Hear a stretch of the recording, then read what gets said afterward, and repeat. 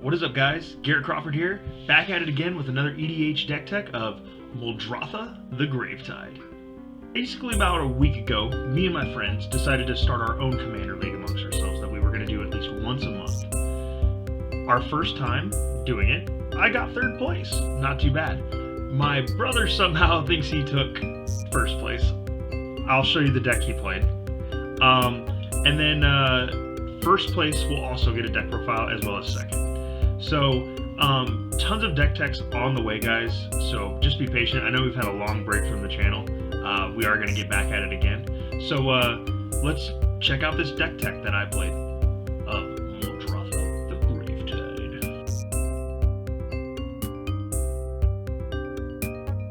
Alright, so starting off with the commander, we have Muldrotha the Gravetide. She is a 6-drop in Sultai and 3 colorless, legendary avatar creature. During each of your turns, you may cast or you may play a land and cast a permanent spell of each permanent type from your graveyard. Sorry, gosh, that's a mouthful. She's also resting on a 6/6 body, so this thing is a beautiful Sultai commander in my opinion. It is exactly what the Delirium mechanic wants. It is just brilliant. So let's get into the main deck. So starting out, we're going to go with the instants and sorceries. And that just basically did them by mana value. There's no real sequencing on how I did them. So first starting out, we have Veil of Summer. This is a great card. It says draw a card. If an opponent has cast a blue or black spell this turn, spells you control can't be countered this turn. You and permanents you control gain hexproof from blue and from black until end of the turn. So this thing is just a nice, if you will, veil. Super protective for trying to just play a bunch of creatures from Muldrotha or just from your hand. Also to pair with that, we have Heroic Intervention. Permanents you control gain hexproof and indestructible until the end of turn. I mean, what else would you want? Then we have some kind of dig cards. So we have Growth Spiral. Pretty simple. Draw a card and then ramp you. Very, very good card. And then we also have Grisly Salvage, which actually digs us to our purpose in the deck, which is reveal the top 5 cards of your library. You may put a creature card or land card from among them into your hand and the rest into your graveyard. Super amazing for what you're trying to do in this deck. Drown in the Lock, basically a removal spell for having your opponent's graveyard too big. So this is good if another graveyard deck is on the board or if there's a mill deck on the board. So this thing can get pretty lethal that way. And then I just decided to go with this whole theme of having optional removals as far as instants goes. So I chose Doomblade, Assassin's Trophy, Abrupt Decay, Consign, Death Sprout, Vraska's Contempt, and yeah, basically all of these spells made it to where I had a bunch of different ways to just remove things that I needed. Planeswalkers, creatures, spells on the stack. This was pretty cool because you could just do stupid things, stupid dumb things with this. So yeah, definitely enjoyed those cards. Onto the sorceries, we have Traverse the Uvenwald, a great dig spell for Delirium. Essentially what this card does is if there are 4 or more card types in your graveyard, which that's definitely going to happen in this deck, and I can, instead of searching for a land, I can search for a creature or any land. So normally you just grab a basic land card, put it into your hand, but then if you have the Delirium active, you can get a creature or land. So really, really good card. We then have Neoform. This card actually is just multi-purpose. It can dig you exactly what you need for the situation. It can make your creature big, and it can also fuel your graveyard. So this card is super, super good. Find and Finality is super great simply for the fact that it has the dual mode. So Find can just dig us creatures back from the graveyard to our hand, and then Finality can just wipe the board if we wanted to. We then have Discover to Dispersal. Surveil to draw a card, super amazing. You can choose what you want to put in the graveyard, then draw what you want into your hand. Dispersal, it says each opponent returns a non-land permanent they control with the highest converted mana cost among permanents they control to its owner's hand, then discards a card. So, good way to be like, if the board is a simplified state, it's a good way to abuse the simplified board state. Driven to Despair. This card was nuts. I don't know why, but it was constantly seen in my hand. Like, especially like when I had man, I had a huge board of I kept on rebringing out Vengevine and Prized Amalgam, and just flooding the board with creatures, and then playing this card. So the driven side makes it to where when your creatures gain trample, and then when they deal combat damage, I draw a card.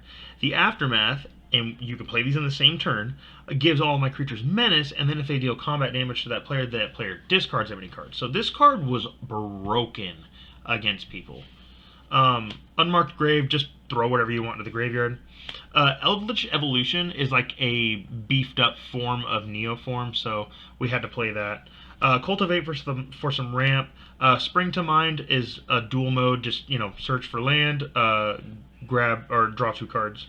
Maelstrom Pulse is for token decks, so this card was phenomenal. Did not have a problem with that at all. And then Circuitous Root. I don't know if I said that right, but anyway, grab me 2 lands from the deck. It was just pretty throw-in card. So let's move into the actual permanents of Muldrotha.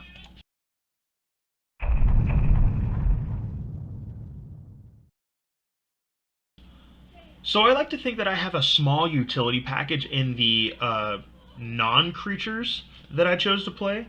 There isn't a bunch of them, but I chose to place the select few because I felt like they were the most synergized and combo-oriented. This card was MVP so much because the fact is, if my opponent swung out on me, I could just sack all my lands off.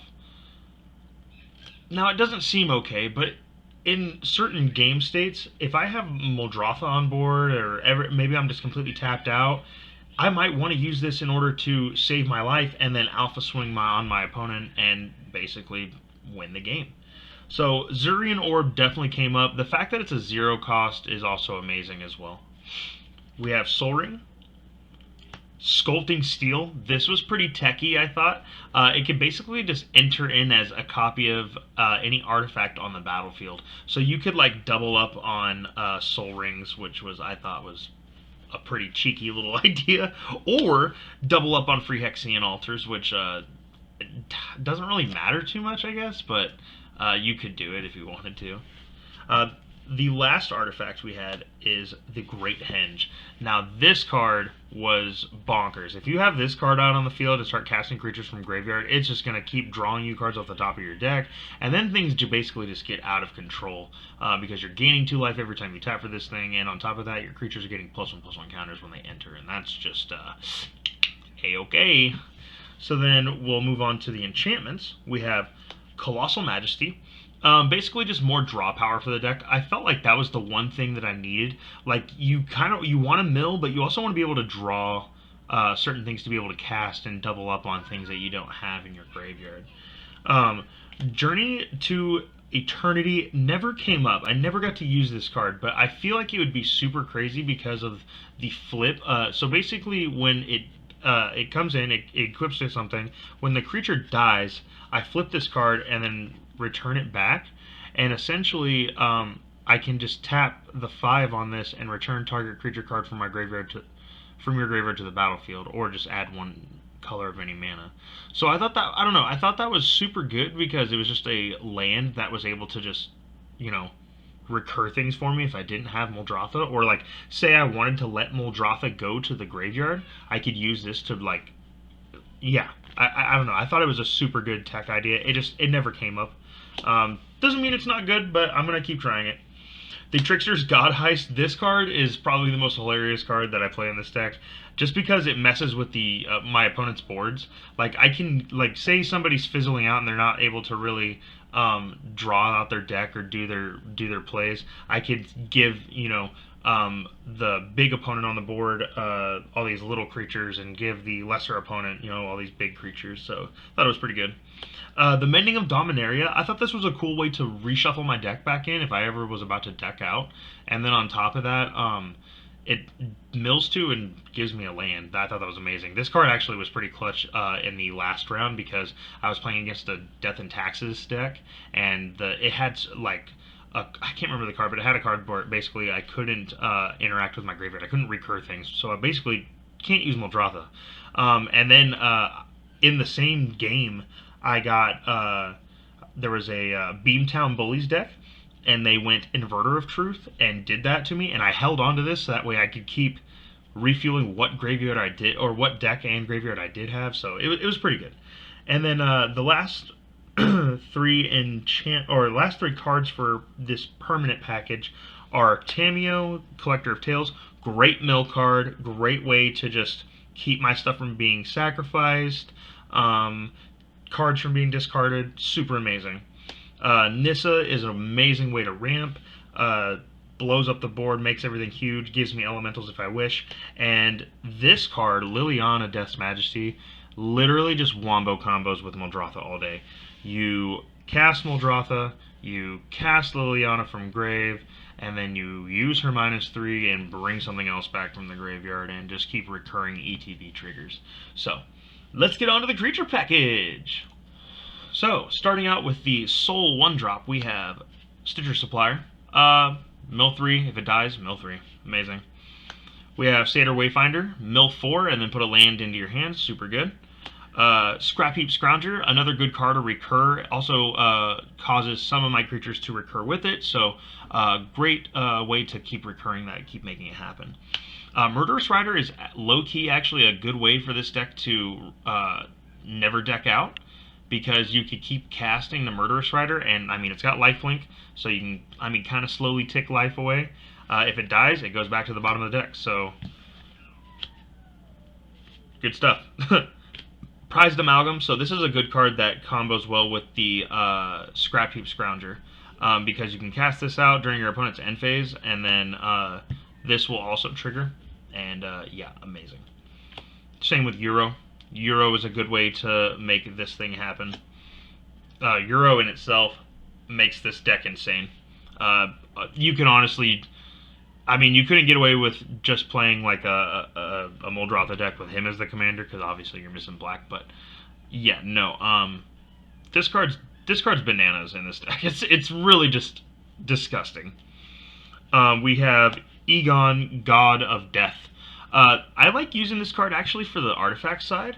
I'm actually going to show you guys that real quick. The artifact side basically says at the beginning of your upkeep mill card.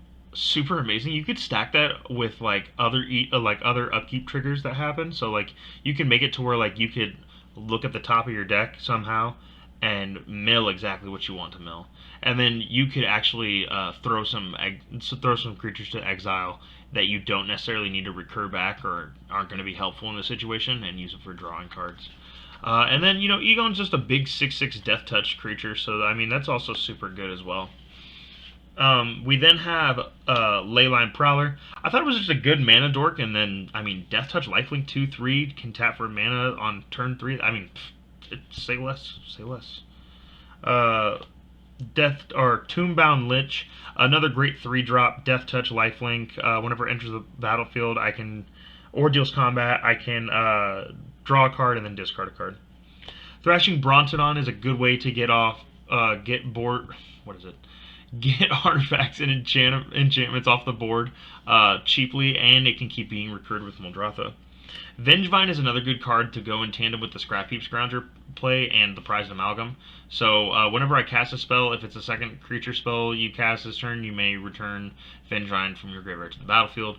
So you can go some creature and then Scrapheap Scrounger and then Vengevine, and then into Prized Amalgam during the end phase. So good stuff. Golgari Findbroker. Whenever it enters the battlefield, return target permanent card from your graveyard to your hand. Another good way to just grab whatever you need. Gonti, Lord of Luxury. He never happened, but when he did enter the field, it's super crazy. Quandrix Cultivator. This card is low-key amazing in this deck because you can just keep throwing him in front of things, ramping your land, super good. Same with Hostage Taker, keep getting stuff off the board. Haunted Dead actually gets things that are clunked into your hand out of your hand for cheap and makes a 1/1 spirit. Super good, low-key, and brings back Vengevine and could bring back Prized Amalgam. Tomebound Lich is another great way to dig through the deck and just keep yourself alive because I'm pretty sure it says we do have Tergrid, God of Fright, because I do have ways to sack creatures out in this deck, and Tergrid's a great card for that. So yeah. Keruga, this card is crazy. This card can just like come in and draw me like 8 cards. It's literally absurd. I could make this the companion, but I miss out on a lot of cheap cards in the deck, and I don't want to miss that. But he's definitely an auto in the 99. Doom Whisperer is another auto include. You just pay life and Surveil to just keep going. Gravekeeper Lamia makes your spells cast 1 less if they're coming from the graveyard, and then can just enter and dump something. Super good. Cavalier of Thrones, amazing. 5/6 reach, enters the board, drops 5 into the grave. You grab a land. If he dies, you grab something from the grave, put it back to the top of the library. Mulldrfiter is just, I mean, look. It's hand in hand. You evoke this thing in off of Muldrotha, it sacks, goes back to graveyard. You draw your 2 cards. Tasigur, I mean, you're able to delve, you're able to mill. It's a free 4/5 body for 1 mana in some cases. Omnivore Hydra is just a big threat. Like, every time I casted this thing or put it on the board, everybody targeted. They're like, no, stop. Stop that. Stop that. So if I kept casting this thing, people were going to start using outs for it. And if they don't kill the Muldrotha, this guy's going to just keep coming back. Dragonlord Silumgar was a crazy one to keep recurring back from the graveyard because he can just steal something, planeswalker or creature, as long as it doesn't have hexproof. And yeah, just give me that. I'll take that. Thank you. Thank you. Bye-bye. And then Hornet Queen was a great wall. I thought this card was crazy good. It did stem the games out longer because it made me kind of a bother to attack. So good stuff.